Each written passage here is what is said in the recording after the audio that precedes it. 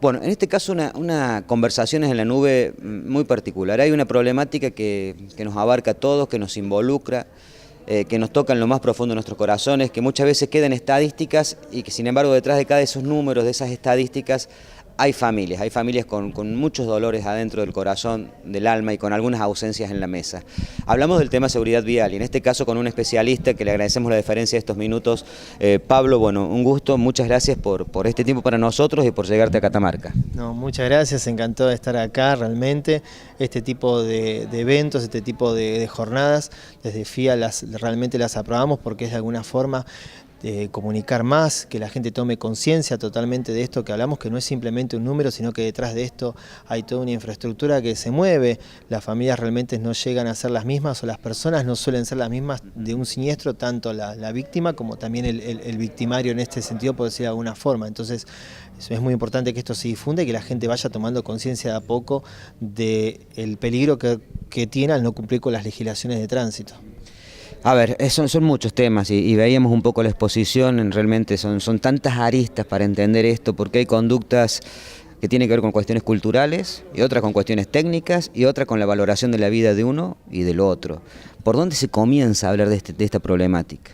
Bien, en este caso para ver una mejora de acá a unos años, lo más importante es la educación, empezar a educar, a fomentarlo desde pequeños, que los chicos tomen conciencia desde chicos en las escuelas del riesgo en el que corren por no utilizar un casco en la moto, por no utilizar un casco en la bici, por ir sueltos en el interior del habitáculo o lo que sucede al exceder la velocidad o colocarse mal un cinturón de seguridad. Acompañado de esto, lógicamente hay que hacer cambios en la infraestructura más a largo plazo, hay que realizar actualización de ciertas leyes y lógicamente controles y sanciones, pero sanciones que de alguna forma la persona que se vea controlada y de esa forma al sentirse controlada dude en salir o no salir, y al mismo sentirse controlada también va a limitarse o no va a tratar de disminuir la cantidad de infracciones que va a realizar. Bien, pero la educación, la capacitación es fundamental para que la gente tome conciencia y el cambio lógicamente empiece siempre por uno, más allá de la legislación, en la infraestructura que tenemos, hay que entender eso, el cambio empieza por uno. Uno a veces, me pasa a mí en lo personal, se desesperanza con estas posibilidades, pero también pienso, ¿cómo era yo hace 30 años atrás? Yo viajaba y tenía a mis hijos durmiendo en la luneta del auto, y otro en el asiento y otro en el piso del auto. Y de a poco, y hoy me veo así hacia el paso y veo qué bestia que era. Eso me da esperanza, que puede haber algún cambio. Bien, no es que la gente dice, uy, qué bestia que era, más es que han cambiado los tiempos, realmente hace 30 años atrás no había la cantidad de muertes que había en siniestros viales y quizá esto no era tan prioritario, y lógicamente también el tema de la gran cantidad de siniestros y de muertes y que va sucediendo, vemos que las generaciones cada vez están más sensibles, sobre todo con el tema de la sillita, los papás o los municipios muchas veces nos hacen muchas consultas sobre la silla a elegir, sobre cómo tiene que ir el niño, y no hay mucha información respecto a eso desde el momento en que uno va y tiene que comprar la silla, el vendedor no sabe, el papá muchas veces le dice, ¿puedo probar la silla en el auto a ver si anda bien el auto? Y no dejan probar la silla, entonces también ya partimos mal de la base de que no saben indicarle si esa silla está homologada o no, y por otro lado no se la dejan probar en el auto. Entonces, ¿qué sucede? A veces es una silla muy buena, muy grande, muy confortable, pero no pasa por la puerta del auto, o el cinturón de seguridad no llega a agarrarla, a envolverla totalmente para abrocharla en la villa, ¿sí? Esto puede cambiar. Sí, totalmente, pero el cambio es progresivo y esto son batallas día a día, estar todos los días y no ceder en el terreno. La educación, los controles, la difusión, la información, y lógicamente es muy importante, por ahí hace ya 10, 15 años atrás no sucedía, la difusión por parte de los medios es vital para que llegue a la sociedad y que se den cuenta del riesgo que corren al no utilizar una butaca de seguridad para un niño, un casco para una moto. Es fundamental el uso del casco y lógicamente atarlo para que la gente tome conciencia de lo que la cruda realidad en la que se vive. Se me vienen varias consultas. Por un lado, el tema de yo veo a los chicos hoy en sus motos, sin cascos, sin luces, sin espejos retrovisores. Es como que el Estado no da abasto para solucionar lo urgente, que es el control. La educación llegará, eso demanda más tiempo, más conciencia de todas las partes. ¿Cómo hacemos con esto? Bien, a la larga realmente se va a lograr eso que es ideal que estamos buscando, pero sí, hoy en día es una tarea ardua, hay que realizar mayor cantidad de controles, hay que implementar la verificación técnica de vehicular obligatoria también para motos, entonces de alguna forma al tener el vehículo en condiciones una vez por año también eso va a disminuir la posibilidad de que los chicos o la gente en sí modifique este tipo de vehículos y le saque ciertos requisitos o elementos como los espejos que son en realidad legales y obligatorios para utilizar la moto, y ni que hablar que el casco, pero en ese sentido tiene que haber controles y controles realmente a largo plazo y sanciones, pero sanciones que duelan realmente, duelan en la parte del bolsillo, si hay reincidencia, bueno, sacar el registro por alguna forma, ese tipo de sanciones. Y la educación, que bueno, como bien decías, es a largo plazo,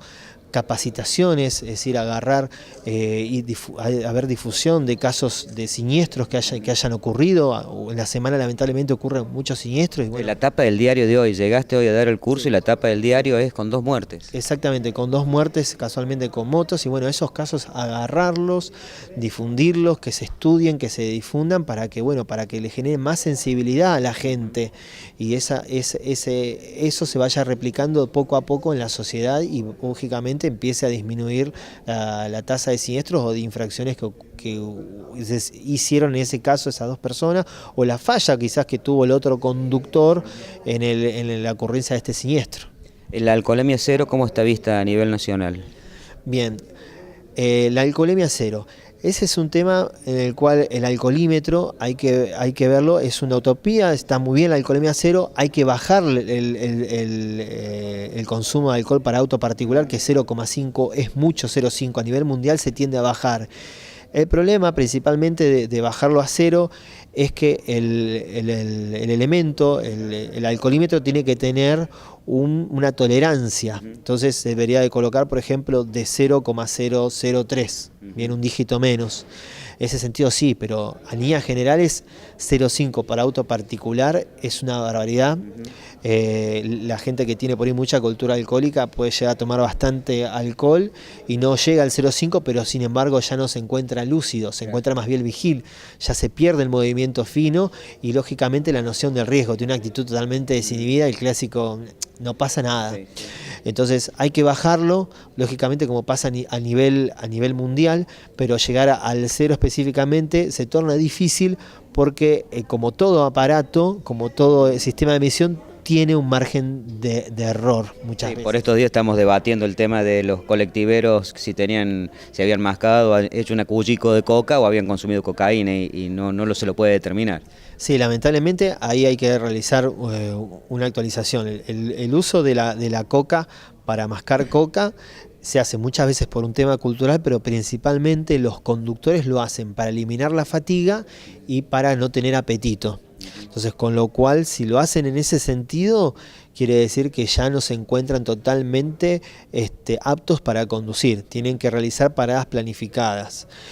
Si la ley de estupefacientes en ese sentido no le da pena a la ingesta de la hoja de coca como una infusión. Entonces hay un marco legal, pero en sí el análisis lo que busca es la sustancia en sí, busca la cocaína, el elemento como sustancia cocaína. Entonces ahí en ese sentido van a quedar involucrados porque la ley en ese sentido busca esa sustancia específica.